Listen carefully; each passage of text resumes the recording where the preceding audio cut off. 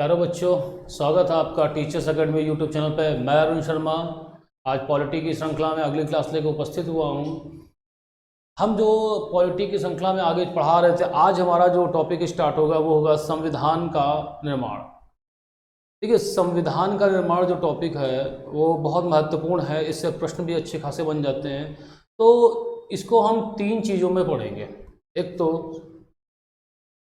संविधान सभा का निर्माण, दूसरा संविधान निर्माण, और तीसरा जो रहेगा वो संविधान सभा क्यों बनी, कैसे बनी, किसके कहने पे बनी। तो इन चीज़ों की श्रृंखलाओं को हम स्टार्ट करते हैं। तो हमारा जो पहला यहाँ पर है, आप देखो ध्यान समझिए कि जो टॉपिक है वो है संविधान का निर्माण।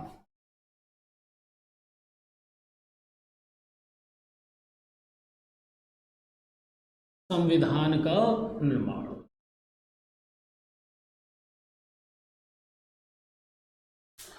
आपको इस चीज़ का ज्ञात होगी कि जब सब भारत अंग्रेज़ों का गुलाम हुआ करता था, तब समय समय पर हमारे जो नेता थे, जो आज़ादी की लड़ाई में भागीदार थे, वो ब्रिटिश सरकार से ये डिमांड करते रहे कि भारत के लिए एक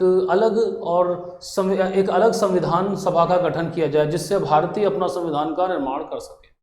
ये डिमांड परिवर्तित स्वरूप में ये ब्रिटिश के सामने आती रही। परिवर्तित स्वरूप का मतलब है, किसी ने स्पष्ट रूप से कहा कि भारत के संविधान का निर्माण के लिए एक सभा चाहिए, किसी ने कहा कि भारतीयों का अधिकार है कि संविधान का निर्माण होना चाहिए। ये अलग अलग, लेकिन कुल मिला के सबका एक ही लक्ष्य था कि भारत के निर्माण के लिए एक भाई संविधान होना चाहिए, जिसका निर्माण भारतीय स्वयं करेंगे। सबका लक्ष्य था, लेकिन डिमांड अलग। जैसे आपको पता होगा, महात्मा गांधी, उन्होंने कहा था कि भारतीयों को अपना संविधान बनाने का अधिकार है। भारतीयों को अपना संविधान बनाने का अधिकार है।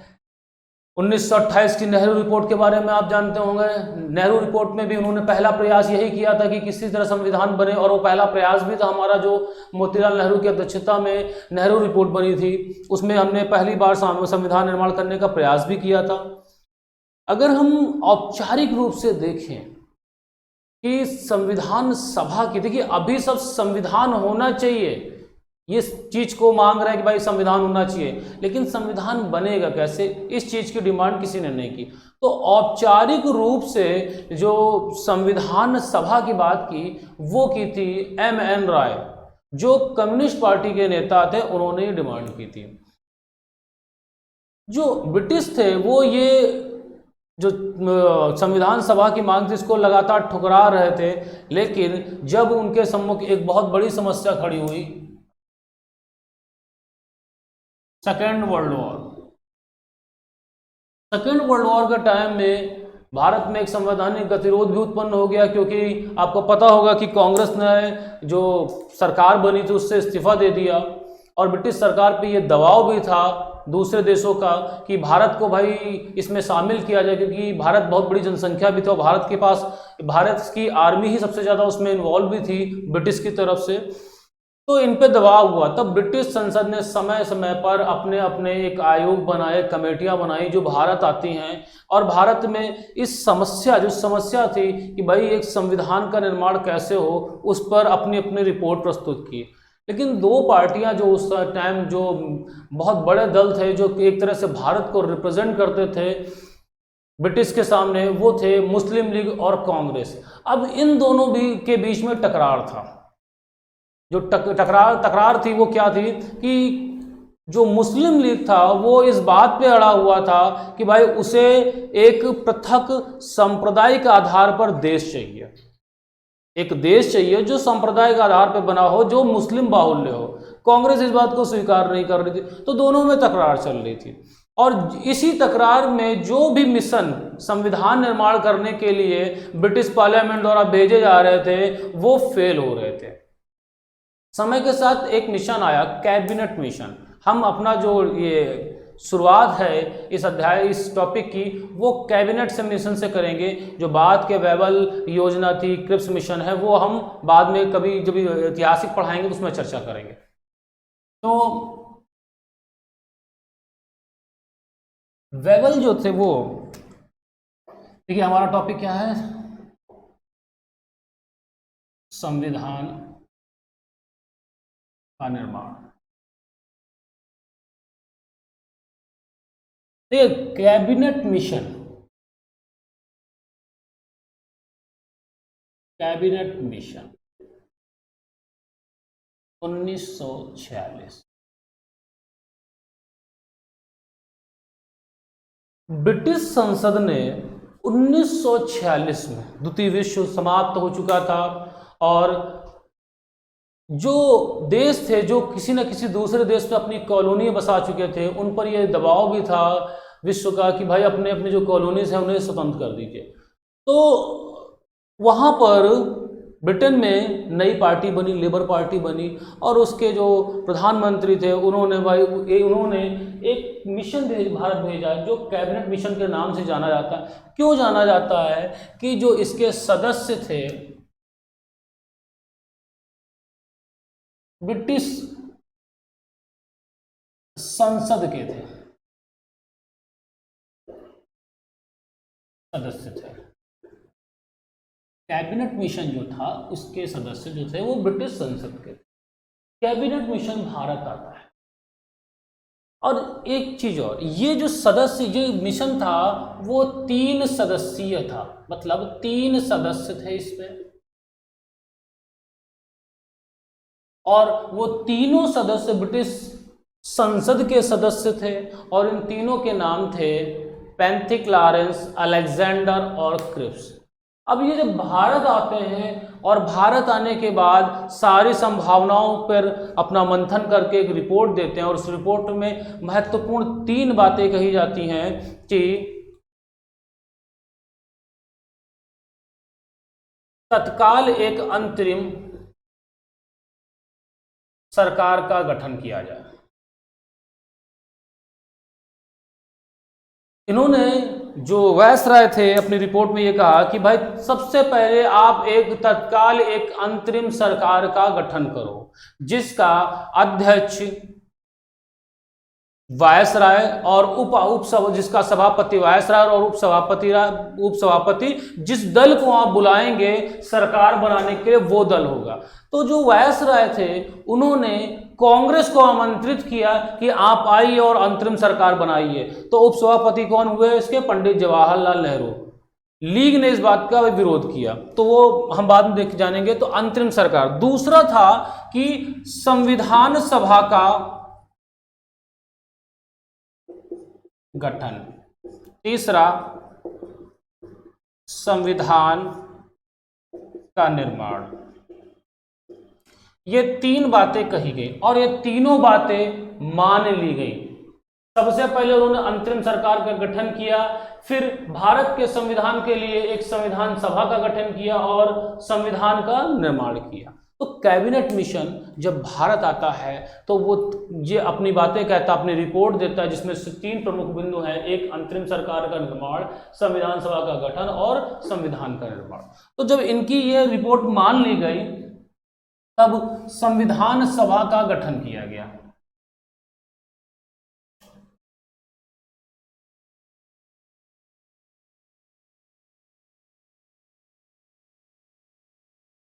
संविधान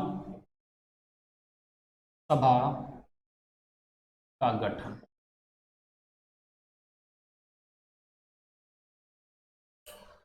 तो प्रश्न यह बनता है कि संविधान सभा का गठन किसकी सलाह पर या किसके आधार पर हुआ? तो उसका उत्तर होता है संविधान सभा का गठन कैबिनेट मिशन की सलाह पर या कैबिनेट मिशन की रिपोर्ट के आधार पर किया गया।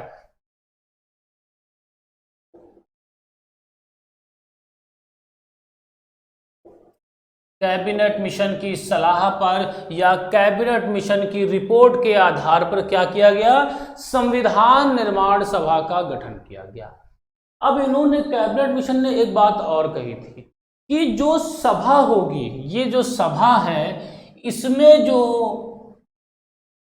सदस्य होंगे या सीटें होंगी वो किस आधार पर होंगी? बच्चा वो होंगी जनसंख्या के आधार पर।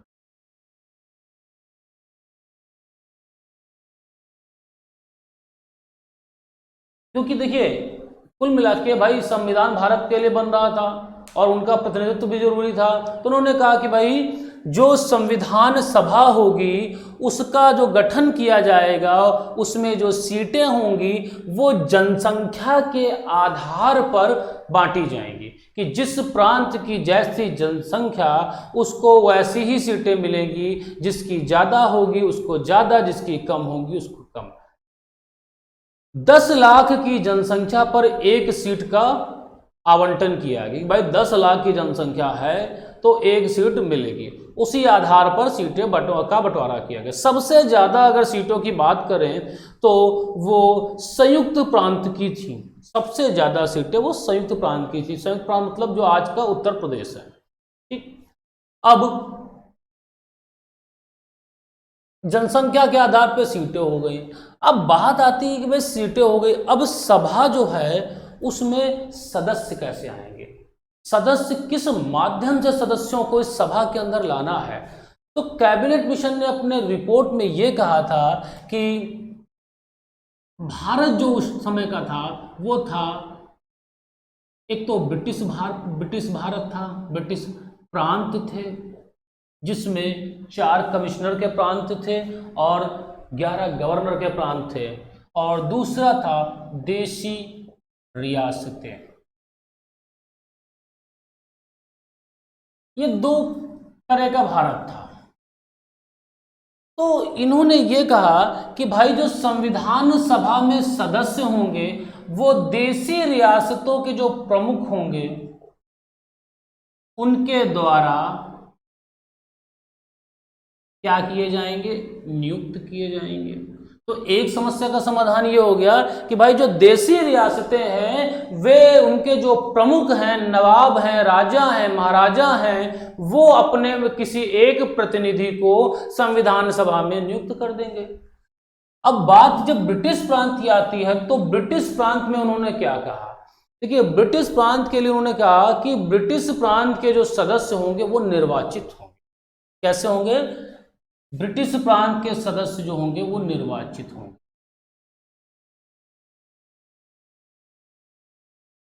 निर्वाचित कैसे होंगे आप समझिए। यहाँ पे जब इस निर्वाचन की बात करेंगे तो ये निर्वाचन जो है वो जो निर्वाचन है वो होगा अप्रत्यक्ष होगा, अप्रत्यक्ष होगा। जो निर्वाचन है वो अप्रत्यक्ष होगा। अप्रत्यक्ष का मतलब क्या है कि जनता डायरेक्ट प्रत्यक्ष रूप से इस सभा के सदस्यों के लिए वोटिंग नहीं करेगी। तो फिर कैसे होगा, भाई जनता तो आ नहीं रही है, तब फिर निर्वाचन कैसे होगा, अप्रत्यक्ष निर्वाचन होगा। मतलब जो प्रांतीय विधान सभा है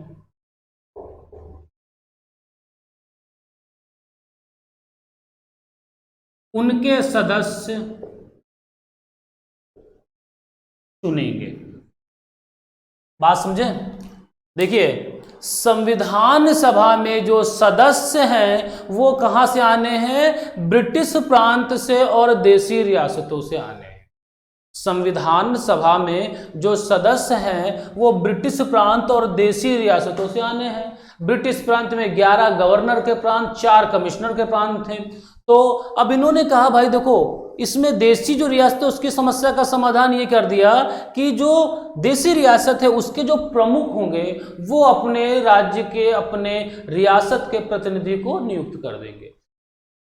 बात आती है ब्रिटिश प्रांत की, तो उन्होंने कहा ब्रिटिश प्रांत के जो सदस्य होंगे वो प्रांतीय विधान सभाओं के, जो प्रांत में विधान सभाएं मौजूद थी, विधान परिषदें मौजूद थी, उनके सदस्यों द्वारा अप्रत्यक्ष रूप से निर्वाचित किए जाएंगे। अप्रत्यक्ष रूप से निर्वाचित किए जाएंगे मतलब उनके लिए वोटिंग होगी। जो उस सभा में जो प्रांतीय विधान सभा है उसमें जो सदस्य मौजूद हैं उनके सदस्य इसको निर्वाचित करेंगे। जैसे आज आप देखते हैं कि जो राज्यों की विधान सभाएं हैं वो अप्रत्यक्ष वोटिंग करती हैं, वोटिंग करती किसके, राज्यसभा के सदस्यों के लिए करती है ना, जनता उसमें डायरेक्ट इन्वॉल्व नहीं होती। उसी प्रकार यहाँ पे जनता नहीं इन्वॉल्व थी। इन्होंने क्या किया, प्रांतीय विधानसभा के सदस्यों द्वारा अप्रत्यक्ष माध्यम से सदस्यों को पहुंचा दिया। तो इसमें सदस्य पहुंच गए। आप देख रहे हैं कि यहाँ पे सदस्य पहुंच गए। भाई विधानसभा का गठन करना था, कैसे, जो सभा होगी उसमें सदस्यों की जो सीटें होंगी वो जनसंख्या के आधार पर होंगी। दूसरा, प्रांतों से अप्रत्यक्ष माध्यम से जो प्रांतीय विधान सभाएं हैं उनके सदस्य चुनेंगे, और देशी रियासतों से कैसे चुनेंगे, उनके प्रमुख नियुक्त करेंगे। अब सभा का जो था वो गठन हो गया। तो पहला स्टेप हमने क्या किया कि कैबिनेट मिशन आया। कैबिनेट मिशन कहाँ से आया, कैबिनेट मिशन को तत्कालीन लेबर पार्टी की सरकार ने भारत भेजा, जिसका प्रमुख उद्देश्य क्या था, कैबिनेट मिशन का उद्देश्य ये था कि आप भारत में संविधान का निर्माण किस तरह हो सकता है, कौन कौन से रास्ते हैं, क्या तरीके हैं, उनकी संभावनाओं को तलाशिए। कैबिनेट मिशन ब्रिटिश संसद का कैबिनेट मिशन के सभी तीनों सदस्य ब्रिटिश संसद के सदस्य थे। वे 3 सदस्य कौन थे, पैंथी लॉरेंस, अलेक्जेंडर और क्रिप्स, ये तीनों सदस्य थे। इन्होंने अध्ययन किया, मुस्लिम लीग से मिले, कांग्रेस से मिले, दोनों से मिलने के बाद इन्होंने मंथन करने के बाद एक रिपोर्ट तैयार की, और इस रिपोर्ट में एक बात कही कि जो 3 पॉइंट मुख्य उन्होंने कहा कि तत्काल पहले एक अंतरिम सरकार का गठन करो। अंतरिम मतलब होता है अस्थायी सरकार, अस्थायी सरकार का गठन करिए। दूसरा, भारत के संविधान के निर्माण के लिए एक संविधान सभा का गठन करिए, और तीसरा, संविधान का निर्माण करिए। कैबिनेट मिशन ने काम किया था, क्या किया था कि जो कैबिनेट मिशन ने कहा कि जो सभा के सदस्य होंगे वो प्रांतीय विधानसभा के सदस्यों के द्वारा अप्रत्यक्ष माध्यम से चुने जाएंगे। उसमें इन्होंने एक बात और जोड़ी कि ये जो होगा वो समुदाय के आधार पे होगा। इन्होंने 3 समुदाय बांटे। जो सभा थी उसको, प्रांतीय संविधान सभा, उसको 3 सभाओं के समुदाय के रूप में बांटा। कौन कौन से, एक तो सामान्य, दूसरा मुस्लिम और तीसरा सिख। ये 3 समुदायों के जो सदस्य थे वो इस सभा में सदस्यों का निर्वाचन करने थे, इन्हीं को करना था। तो ये समस्या का समाधान उन्होंने कर दिया कि भाई प्रांतीय जो ब्रिटिश प्रांत होगा उससे सदस्य कैसे जाएंगे, अप्रत्यक्ष माध्यम से जाएंगे प्रांतीय विधानसभा द्वारा। दूसरा, उन्होंने कहा कि देशी रियासतों के साथ हम अलग अपनी कमेटी बनाएंगे और वो आपस में समझौता करेंगे। कौन, जो तत्कालीन अंतरिम सरकार होगी वो समझौता करेगी उनके सदस्य कैसे आएंगे। तो उनके सदस्य कैसे आए, नियुक्त किए गए। तो एक कह सकते हैं कि जो संविधान सभा थी वो बहुदलीय निकाय था। इसमें बहुत से दल शामिल थे, अकेले कांग्रेस और लीग के नहीं थे। हाँ, ये कह सकते हैं कि कांग्रेस का सबसे ज़्यादा प्रतिनिधित्व था, उसके बाद लीग का था, और छोटे छोटे दलों को 1 या 2 सीटें मिली थी, और उसके बाद में कहीं ना कहीं निर्दलीय सदस्य भी थे। मतलब इसीलिए कहा जाता है कि जो संविधान सभा थी वो बहुदलीय निकाय था, जिसमें कांग्रेस, लीग, कुछ अदर पार्टियां और निर्दलीय सदस्य भी थे। इसमें महिलाएं भी थीं। तो सभा का निर्माण हो गया। अब अगला जो स्टेप है इनका वो है संविधान का निर्माण। तो अगला हमारा स्टेप जो रहेगा वो संविधान का निर्माण। इतना समझ में आया, डायग्राम समझ में आ रहा है। एरो की डायरेक्शन को ध्यान में रखिएगा, उसी के अकॉर्डिंग पढ़ा जाता है इसको, कि जैसे जनसंख्या के आधार पर सदस्यों की सीटों का बंटवारा हुआ, किसके लिए, संविधान सभा के लिए। तो इस तरह इसको पढ़ना है। तो इतना समझ में आया कि भाई कैबिनेट मिशन की सलाह पर संविधान सभा का निर्माण हो गया। अब संविधान सभा का मुख्य काम क्या है, संविधान का निर्माण करना। तो संविधान सभा का आप देखिए, संविधान का निर्माण करते हैं हम लोग। भाई संविधान का निर्माण किया जाता है।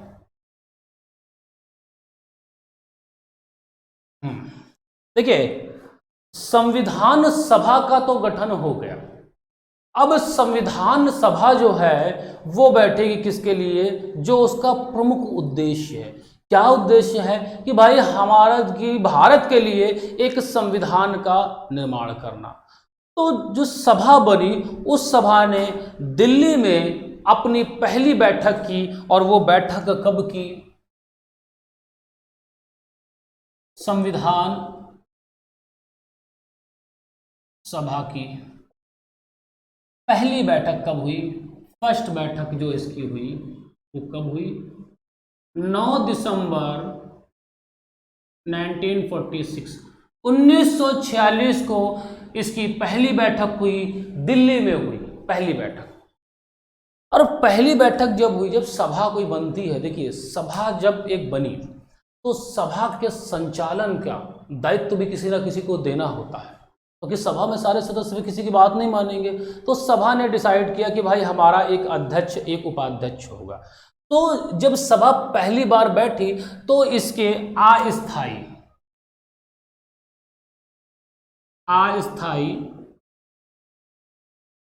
अध्यक्ष बनाए गए। अस्थाई अध्यक्ष मतलब था कि ये तब तक थे जब तक वो सभा किसी नए स्थायी अध्यक्ष को ना चुन ले, ये सभा तब तक थी। तो ये भी सभा बनी तो इस सभा ने क्या किया कि जो सच्चिदानंद सिन्हा थे,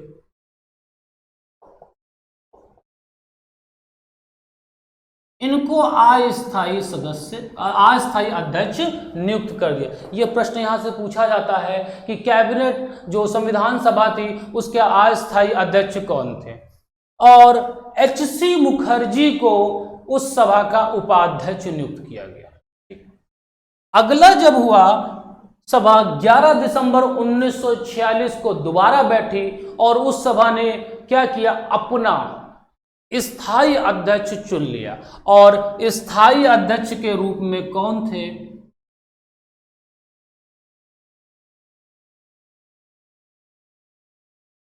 डॉक्टर राजेंद्र प्रसाद। और इसी सभा ने संवैधानिक सलाहकार के रूप में बी.एन. राव को चुना।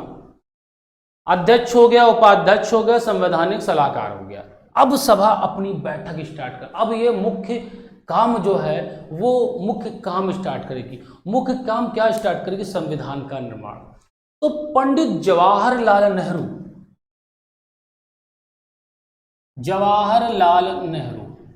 पंडित जवाहरलाल नेहरू, इन्होंने क्या किया, 13 दिसंबर 1946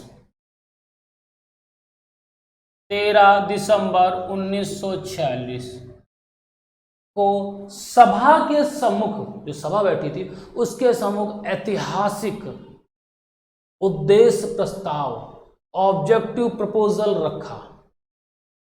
उस प्रस्ताव का महत्व क्या था? उस प्रस्ताव का बहुत ज़्यादा महत्व, क्या महत्व था? वो प्रस्ताव पहली ही लाइन में ये कहा जाता है कि यह सभा भारत के लिए संविधान का निर्माण करेगी, स्वतंत्र, संप्रभु और गणतंत्र, इन शब्दों का प्रयोग किया जाता है। जैसे ही शब्द का प्रयोग होता है संप्रभु, और संप्रभु शब्द का प्रयोग होते ही बस आप यहीं से समझ जाइए कि हम बस आज़ाद हो गए। हालांकि आज़ादी हमें 15 अगस्त 1947 को मिली, लेकिन जैसे ही वो सभा जो बैठे थी भारत के संविधान का निर्माण करने के लिए, वो अपने उद्देश्य प्रस्ताव में संप्रभु शब्द डालती है। संप्रभु का मतलब होता है कि वो राज्य, मतलब वो देश अपने भीतरी, आंतरिक और बाहरी मामलों में निर्णय लेने के लिए स्वतंत्र है। और जो देश, जो राज्य संप्रभु होता है, सही मायने में वही राज्य की श्रेणी में आता है। राज्य के 4 तत्व माने गए हैं। पहला भूभाग, दूसरा जनता, जो जनसंख्या, तीसरा सरकार, और चौथा है संप्रभु। आप देखिए, आज़ादी से पहले जब आज़ाद हम नहीं हुए थे या सभा ने ये प्रपोजल नहीं रखा था, उससे पहले भारत के पास ये 3 तत्व मौजूद थे। एक निश्चित भूभाग था जिसकी सीमाएं थी, उस भूभाग पर जनता निवास करती थी, जनसंख्या निवास करती थी, और उस जनसंख्या के लिए, उस भूभाग पर शासन चलाने के लिए एक सरकार भी थी, जो कहीं ना कहीं कुछ भारतीयों से मिलकर बनी थी, जो चुनाव के माध्यम से पहुंचते थे। मेन कंट्रोल जो इसका था वो ब्रिटिशर्स के हाथ में था, लेकिन सरकार तो थी। लेकिन जो एक आखिरी और सबसे महत्वपूर्ण तत्व था, संप्रभुता, वो नहीं था। भारत जो उस टाइम मौजूद था वो अपने आंतरिक और बाहरी मामलों के बारे में निर्णय नहीं ले सकता था। वो संप्रभु नहीं था। लेकिन जैसे ही ये सभा में उद्देश्य प्रस्ताव में ये बात कही कि संप्रभुता, तो बस वहीं से भारत स्वतंत्रता की ओर बढ़ चला था। तो उद्देश्य प्रस्ताव जब रखा गया, इस उद्देश्य प्रस्ताव ने बाद में जाकर प्रस्तावना के रूप में भारत की संविधान में जोड़ा गया। तो उद्देश्य प्रस्ताव रखा 13 दिसंबर 1946 को संविधान सभा के सामने उद्देश्य प्रस्ताव रखा गया और इस प्रस्ताव को इस सभा ने स्वीकार कर लिया और संविधान निर्माण की प्रक्रिया को स्टार्ट है।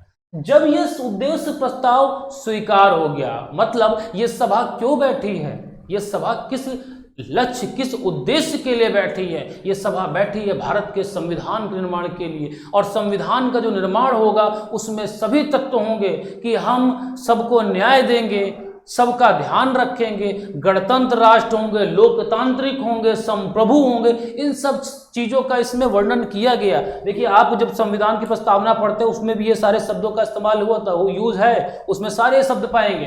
तो ये उद्देश्य प्रस्ताव से ही आई है। अब उद्देश्य प्रस्ताव बनने के बाद क्या होगा? देखिए, उद्देश्य प्रस्ताव हो, अब संविधान की बात आती है कि संविधान का निर्माण कैसे हो। तो लगभग 60 देशों का संविधानों का अध्ययन किया गया, बेस बनाया गया 1935 भारत शासन अधिनियम 1935 को। जो भारत शासन अधिनियम था, जो ब्रिटिश पार्लियामेंट ने पास किया था, उसको हमने संविधान का आधार बनाया, वो आधार के रूप में बना और लगभग 60 देशों के संविधान का अध्ययन किया हमने। और संविधान का अध्ययन करने के बाद हमने एक प्रपोजल बनाया। एक प्रपोजल बनाने के बाद उसमें प्रश्न और उत्तर के माध्यम से केंद्रीय विधान परिषद और प्रांतीय विधान परिषद को उनको के सदस्यों के उन्हें भेजा। अब वो सदस्य इस प्रश्नों के उत्तर को बना देते हैं और उस उत्तर पे एक रिपोर्ट तैयार की जाती है। और वो रिपोर्ट तैयार करने के बाद संवैधानिक सलाहकार BN राव उस रिपोर्ट के आधार पर संविधान का प्रारूप, पहला प्रारूप, संविधान का पहला प्रारूप तैयार कर। कौन? प्रश्न देखिए, समझिए यहां पर ध्यान से। संविधान सभा का, जो संविधान सभा ने भारत के लिए संविधान बनाया, संविधान का पहला प्रारूप BN राव ने तैयार किया था। ये कौन थे? संविधान सभा के संवैधानिक सलाहकार थे। अब इन्होंने जो ये प्रारूप बनाया था, इस प्रारूप पर अध्ययन करने के लिए, विचार करने के लिए, इसी प्रारूप पर विचार करने के लिए 7 सदस्य की एक कमेटी बनाई गई, एक समिति बनाई गई, जिसे कहा गया प्रारूप समिति। मेरी बात समझ में आ रही है? जो 60 देशों का अध्ययन किया गया संविधान का, 1935 को बेस बनाया गया, उसको अध्ययन करने के बाद प्रश्न उत्तर बनाए गए, क्वेश्चन आंसर बनाए गए, टॉपिक्स बनाए गए और उन क्वेश्चनों को हमने प्रांतीय सदस्यों के पास और केंद्रीय सदस्यों के पास भेजा।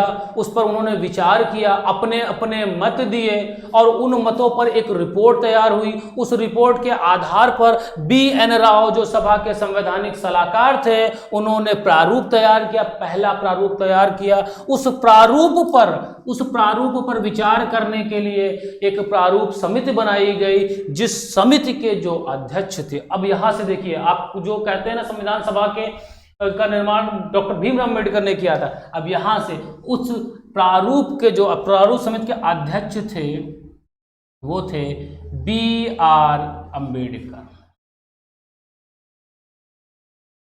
अब ये जो BR अम्बेडकर थे, अब ये उस प्रारूप, इनके 7 सदस्य जो सदस्य थे समिति, वो उस प्रारूप पर क्या करेगी? विचार करेगी, मंथन करेगी और उसको विचार करने के बाद वो पहला संविधान का पहला प्रस्ताव, जो पहला संविधान था, उसे संविधान सभा के सम्मुख रखे। इसीलिए प्रारूप समिति, इसीलिए इन्हें बोला जाता है, BR अम्बेडकर जी को बोला जाता है कि उन्होंने संविधान का निर्माण किया, क्योंकि ये जो प्रारूप तैयार था उस पर विचार करेंगे और उसे एक संविधान के स्वरूप में परिवर्तित करके संविधान सभा के सम्मुख रखें।